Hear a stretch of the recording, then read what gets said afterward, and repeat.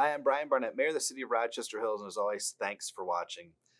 Coming to you today with another important COVID-19 vlog, which has been my effort to make sure our community is staying up to date, engaged, and connected as we travel these uncharted waters together.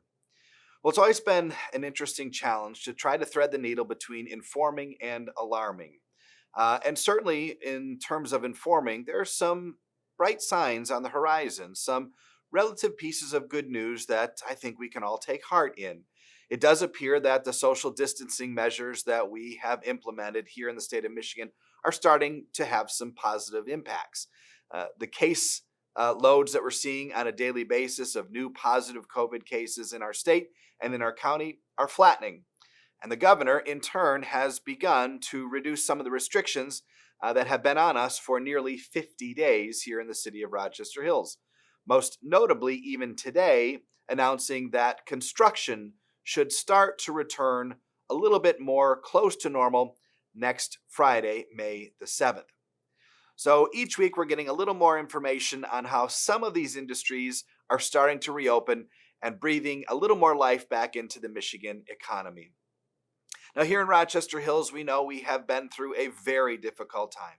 We have had hundreds and hundreds of cases, dozens and dozens of deaths due to COVID-19 right here in our city. But thankfully, many of you, most of you, have been vigilant in maintaining social distancing, listening to the executive orders provided by the president, the governor, and me to make sure that we're doing everything possible to slow the spread. And as I mentioned, we're seeing some positive results. Now, the city, of course, remains closed. We're open via the portals to the city. Our website is certainly the way most of you are connecting with us. Our Dropbox out front, some construction folks are dropping plans off here at City Hall. But for the time being, at least through May the 15th, we remain closed to the public. What isn't closed to the public are our parks. They're up over 300% in activity over this time last year. We know our residents love our parks. We encourage you to continue to enjoy them, but to enjoy them safely, to continue to manage those social distances, and to make sure you're doing everything you can to keep you and your family safe. You may have noticed this past week that we put out some encouraging signs. Over 100 different signs now dot our parks and trail networks to give a little encouragement and maybe even a little smile as you get outside and enjoy the beautiful spring Michigan weather. Let me make one more interesting announcement that hopefully may impact you in a positive way.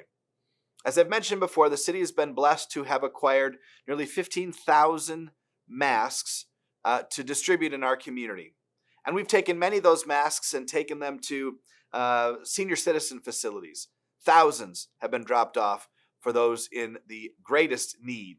But we also have more. We've taken some to restaurants and other places of business. And so if you need a mask, simply call my office, 248-656-4664. If you need 2 or if you need 12, and we'll put them in a bag with your name on them here at the outside vestibule here at City Hall for you to stop by and pick them up. We want to make sure we're doing our part to get whatever resources you need into your family's hands to keep you safe. Well, we're not out of the woods yet, but we can start to see some light at the end of the tunnel. Be encouraged, but be vigilant.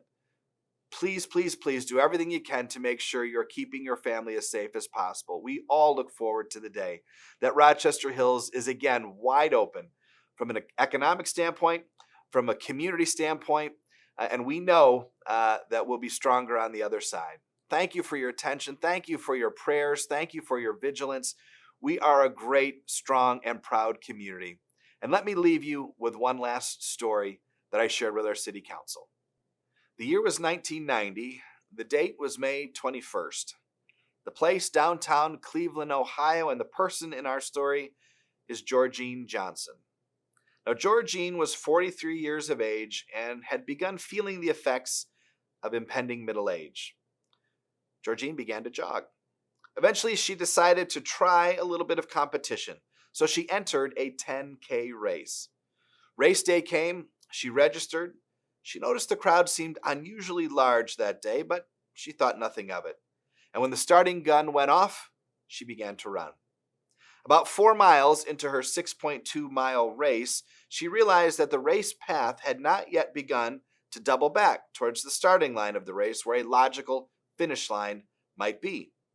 Upon inquiry, she discovered that she was actually running a marathon, 26.2 miles. The 10K race for which she had registered was scheduled to start 30 minutes after the start of the race she now found herself in. But she kept running. She finished in 4 hours and 4 minutes, a very respectable time. Well, I think we're all feeling a little bit like Georgine did that day. This isn't the race we signed up for. This isn't the race we trained for. And this isn't the race we particularly enjoy. But it's the race we're in, as a family, as a community, and as a nation. And I can tell you that here in Rochester Hills, our team is running hard. We're going to finish this race, and we will be stronger on the other side. So hang in there, residents. We'll get through this. We appreciate you in more ways than you can even imagine. God bless, stay safe, and we'll talk to you soon.